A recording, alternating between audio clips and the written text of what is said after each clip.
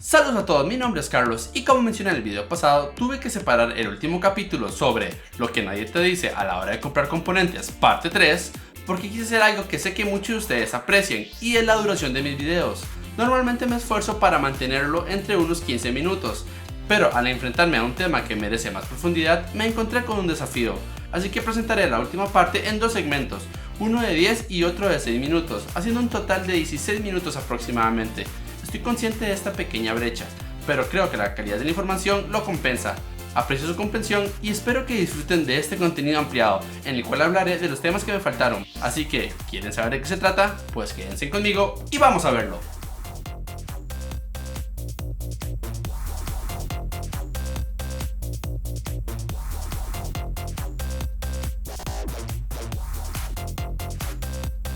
Si aún no has tenido la oportunidad de ver los episodios anteriores, te invito a que los revises, ya que en ellos abordo diversos aspectos relacionados con los componentes, explicaciones generales y los criterios que considero al adquirirlos, para evitar engaños o desinformación por parte de los vendedores. Mi intención es ayudarlos a tomar decisiones informadas al buscar estos componentes y darle una guía a la hora de buscarlos. Ahora sí, comencemos. Como octavo punto son las fuentes de poder. Las fuentes de poder o unidad de fuente de alimentación, PSU o PCU, podría no ser el componente de PC que más nos preocupe, pero es una parte fundamental para cualquier computadora de escritorio. Suministrar alimentación a todo el sistema es una función extremadamente importante y comprar una fuente incorrecta podría ser costoso. Por esta razón, quiero explicarles las funciones de las fuentes de poder con la información necesaria para comprender por qué es esencial contar con la adecuada. Empecemos por examinar los diferentes cables que utilizan las fuentes de alimentación para suministrar energía en el sistema. Aunque la PCU que adquieras generalmente trae todos los cables necesarios, es valioso conocer las conexiones individuales y su función, ya que algunos van a ocupar de mayor a menor cantidad y sería adecuado que sepas cuáles vas a necesitar. Estos son algunos de los cables más comunes. El conector de tarjeta madre de 24 pines. Este cable es fundamental para alimentar las características esenciales como lo que son el chipset y el PCI Express, aunque la forma en la que se asigna la energía puede variar en una tarjeta madre a otra. El conector de CPU de 4 y 8 pines. Este cable proporciona energía al procesador, dado que las CPUs modernas consumen más energía de lo que una tarjeta madre de 24 pines puede proporcionar. Suele ser referencia a energía extra que ocupa el procesador, siendo una de 4 pines y para usos de overclock de 8 pines. Ya depende del modelo del procesador que puede ocupar hasta 2 de estos tipos. Conectores de 6 y 8 pines para PCI Express y GPU. Las tarjetas de video más modernas necesitan energía extra de la que la tarjeta madre no puede proporcionar, y es por eso que dependiendo del modelo vamos a ver PCUs que incluyen cables de conectores básicamente de 6 y 8 pines, ocupando hasta 2 e incluso 4 de estos tipos, para proporcionar todas las variaciones necesarias para las diferentes tarjetas de video que hay en el mercado. Como un punto adicional, ahora tenemos los nuevos cables de 12 pines, el de PCI Express GPU. Estos están en el momento siendo utilizados con las tarjetas de video de alta gama de Nvidia serie 4000. Si bien quieren hacerlos un estándar y ya están en el mercado, aún se duda si estos van a llegar a prevalecer a lo largo del tiempo, ya que no tuvieron buenas expectativas por parte de los usuarios. Conexiones de alimentación SATA. Este conector se emplea para suministrar energía a dispositivos de almacenamiento SATA y otros componentes, como controladores de ventilaciones y controladores RGB. Muchas fuentes de poder incluyen múltiples conexiones SATA en un solo cable conectadas en tipo serie.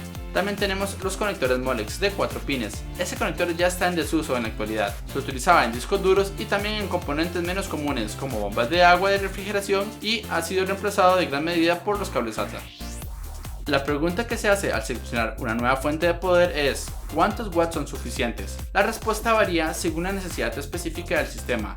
Los sistemas más complejos, con componentes como tarjetas madre de gama alta con un sistema de enfriamiento líquido personalizado y múltiples GPU, requerirían una fuente de poder de mayor potencia.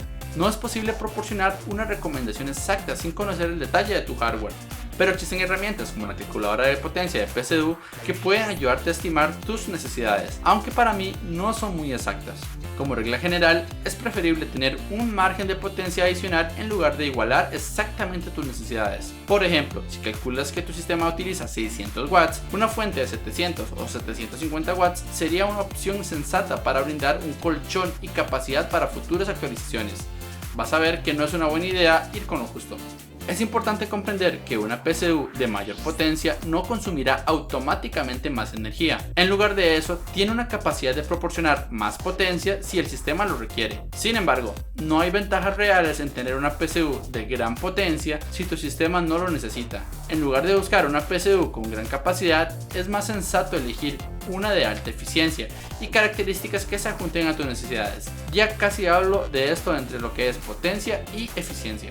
Además de la potencia, es importante considerar la capacidad de potencia continua frente a lo que es potencia máxima de una PCU. La potencia máxima se refiere a la cantidad máxima de energía que una fuente puede generar durante breves periodos de tiempo, llamado picos, y básicamente es el número que van a vender en la caja. Así que sí podría llegar a esta cantidad, pero la idea es que no lo hagas, ni menos por un periodo de tiempo largo. Mientras que la potencia continua, por otro lado, es la que la PCU está diseñada para proporcionar de manera regular. Para garantizar un funcionamiento seguro, la PCU debe ser capaz de manejar breves aumentos de la demanda de potencia, pero no se debe esperar que funcione continuamente a altos niveles de potencia. En esencia, elegir una fuente con una potencia continua suficiente y no basarse en la elección solo en la potencia máxima. Para esto sirve tener una fuente de mayor cantidad de watts, para que la fuente, aun en el peor escenario, tenga el colchón de esos 150 watts para que no haga usar el pico máximo, y al estar razonablemente mayor, con un certificado correcto podría tener una mayor cantidad de eficiencia.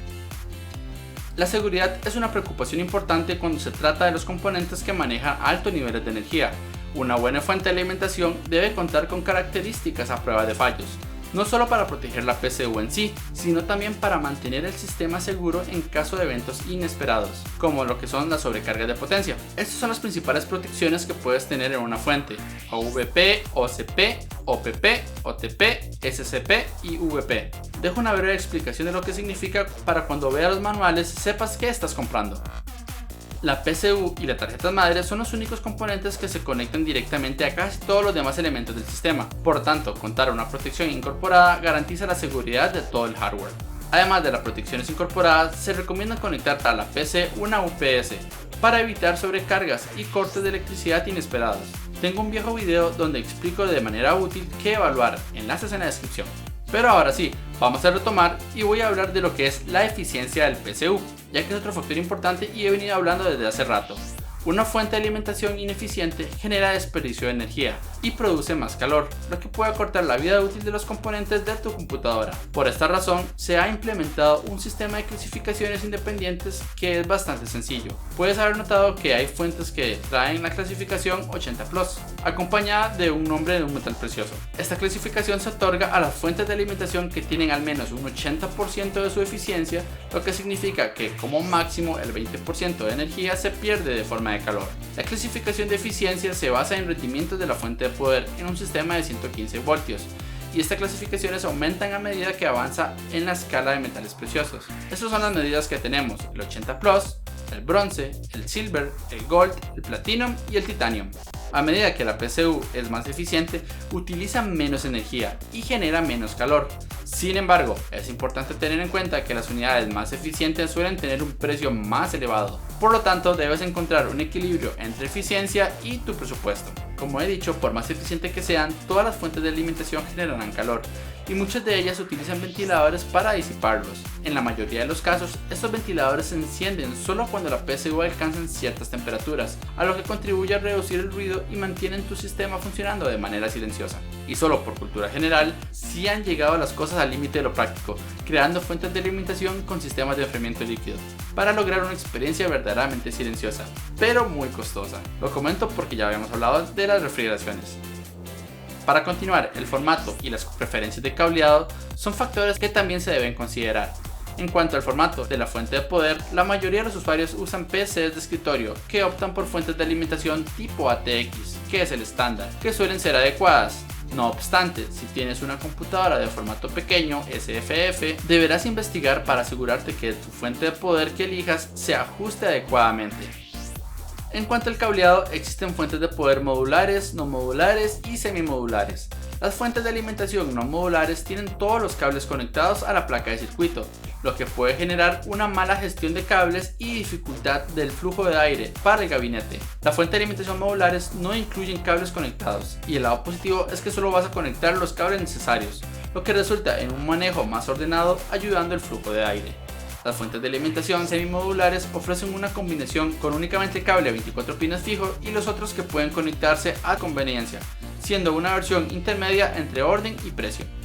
Como advertencia, si tienes fuentes semimodulares y modulares, es importante saber que no debes mezclar cables de diferentes fabricantes o incluso de diferentes modelos del mismo fabricante. Los extremos de los cables que se conectan a los componentes son estandarizados, pero los extremos que se conectan a la PCU pueden variar entre marcas. Por lo tanto, debes utilizar exclusivamente los cables proporcionados con tu tipo de alimentación. En cuanto a las recomendaciones, si es posible, busca la fuente de alimentación de marcas reconocidas, con la potencia que necesitas. Se suele recomendar optar por modelos de gama de entrada con capacidades de 500 a 750 watts y de 850 watts hasta 1600 watts para sistemas de gama alta. Elegir una PCU de alta calidad te permitirá no preocuparte por los componentes durante muchos años, pero como te dije, si logras un correcto equilibrio entre eficiencia, también tu equipo te lo agradecerá. Idealmente busca una fuente de alimentación con un certificado de eficiencia de al menos que sea bronce u oro, aunque esto no garantiza necesariamente la calidad de los componentes con los que fueron diseñados la fuente de poder, aumenta la probabilidad de que la PCU esté construida con buenos materiales y ofrezca rendimientos sólidos, aunque déjenme decirles que no aplican en todos los casos. Si es posible, opta por una fuente de alimentación semimodular o modular para evitar el desorden de cables, especialmente si tu gabinete es pequeño o tiene espacio limitado. Asegúrate de verificar la cantidad y el tipo de conexiones disponibles en la fuente de alimentación para satisfacer tus necesidades específicas, ya sean conexiones SATA o alimentación para trabajar las tarjetas gráficas, que son los que pueden limitarte con tus otros componentes, y también contemplar la medida de cables si tienes un gabinete muy grande, para que estos lleguen hasta su destino, y no uses cables genéricos y adaptadores de dudosa procedencia, si la marca no los avala, ya que puede llegar a quemar tus componentes por un diseño que la fuente no fue creada. Marcas reconocidas para la gama de entrada tenemos las Thermaltake y la Seasonic, y como gama alta tenemos Corsair y el Seasonic en la versión Prime. Como dije, las marcas tienen muchos modelos y unos son mejores que otros, así que no hay que irse solo por marca, sino revisar sus características para tener una buena fuente de poder. Y como tema final tenemos la iluminación. En el emocionante mundo de la personalización de PCs, las luces RGB se han convertido en una tendencia que no deja de crecer. El RGB es un acrónimo que significa Red, Green and Blue, rojo, verde y azul. Estos son los colores primarios que cuando se combinan entre sí y con diferentes niveles de luminosidad permiten crear una amplia gama de colores. En el contexto de la PC se utilizan con fines estéticos para personalizar y embellecer el interior y el exterior de tu computadora. Estas personalizaciones se han convertido en una forma de arte para los entusiastas de las computadoras, permitiendo a los usuarios expresar su estilo y creatividad. Las luces RGB pueden instalarse en varios componentes de una computadora para darle aspectos únicos. Los encontramos en periféricos, accesorios y en el gabinete, casi en cualquier parte de los componentes que existen hoy en día, e incluso en el mismo gabinete. Para manipular estos, existen por software y por hardware. Los controladores que son por software tienen el lado positivo que son flexibles al ser de fácil manipulación, desde efectos, velocidad y formatos específicos que uno puede manipular visualmente. Pero por un lado negativo, sepan que este software llega a consumir procesos, que si la PC es muy vieja, poner más efectos literalmente va a hacer que trabaje más a tu procesador por algo que no aporta rendimiento, mientras que los que son por hardware se maneja por controles remotos o integrados en el mismo gabinete. Lo negativo de estos tipos es que solo hay una selección de colores, velocidades y efectos predeterminados que suelen ser limitados, siendo que las opciones que dan no suelen aprovechar todo el potencial que pueden dar, como lo que es el software. No consumirán recursos del sistema al estar estos activos. En cualquier caso, yo usaría por software si quisiera entrar en este mundo, pero teniendo en cuenta lo que puede llegar a afectar. Sepan que existen dos tipos de luces, los RGB y los ARGB.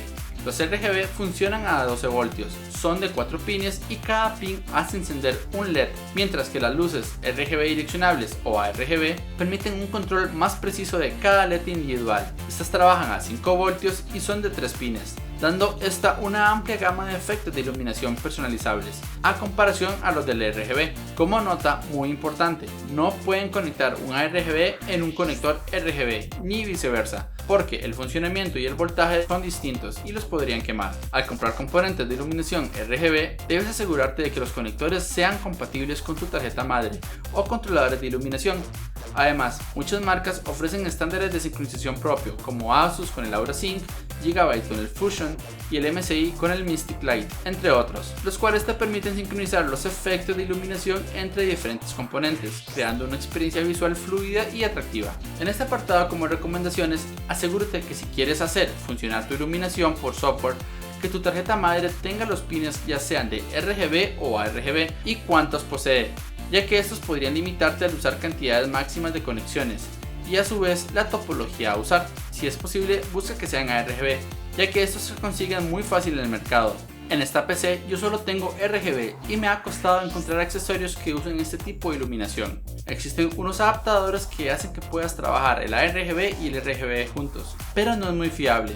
Lo digo por experiencia, ya que dan este feo efecto de problema de sincronización. Hay una alternativa muy llamativa que tiene el Corsair, de que todos sus productos se conecten a sus controladores, y estos controladores a su vez usan un puerto interno USB, haciendo como lado positivo que no te preocupes por las conexiones de ARGB ni RGB, pero sin las cajas necesarias de ellos sacrificarías conexiones de USB de los puertos internos. Te recomiendo que busques componentes de una misma marca y sus características. Asegúrate que sean compatibles con tu tarjeta madre y trata de que todos los accesorios que compres sean de la misma marca, ya que tener marcas diferentes de tu gabinete, si lo controlan por software, posiblemente vas a tener que instalar muchos programas funcionando a la vez, consumiendo recursos. Un mal ejemplo puede ser teniendo tarjetas madres Asus ROG con tarjeta de video Gigabyte con iluminación de M2 de XPG con periféricos Razer. Eso crea un caos de programas que puede hacer que generes conflictos entre sí y fallen de alguna manera. No es que se dañen, pero puede pasar que no logres personalizar alguno de los productos, como en el caso mío, que yo no podía cambiar la iluminación de la tarjeta de video por incompatibilidad con el programa entre sí. Si llegas a tener muchos accesorios de iluminación dentro del gabinete, fans, tiras LEDs u otros accesorios, trata de usar un cable independiente en la fuente de poder para la iluminación. Estos por lo general suelen ser SATAs, así que si usas discos duros o SATAs, que estos estén alimentados en una tira y que la iluminación en otra. Esto solo para evitar y no hacer un consumo excesivo en un solo cable, además de que mantienen el orden referente a lo que son conexiones. Las marcas que me han gustado para gama de entrada son los Phanteks con todos sus tipos de iluminación y accesorios, ya sea de RGB o ARGB, ya que estos funcionan con hardware y software, y con gama de entrada los Corsair, que estos son directamente configurados con el software, y en el caso de periféricos, Red Dragon para gama de entrada, y para gama entusiasta los Razer y Corsair son una buena opción. Y con esto finalizamos esta serie de videos. Les agradezco por la oportunidad de verlos, aunque es una forma general de hablar de cada componente, ya que esos temas darían para videos dedicados. Espero que haya dado las bases necesarias para poderte informar más. O si bien tienes algún aporte extra que puedas comentar que yo no haya hecho, te invito a dejarlo en la caja de comentarios para que todos podamos hablar de mejor manera qué elegir a la hora de comprar nuestros componentes. Sin más que decir, me despido y nos vemos hasta en la próxima. Esto fue Sabres PC Gaming.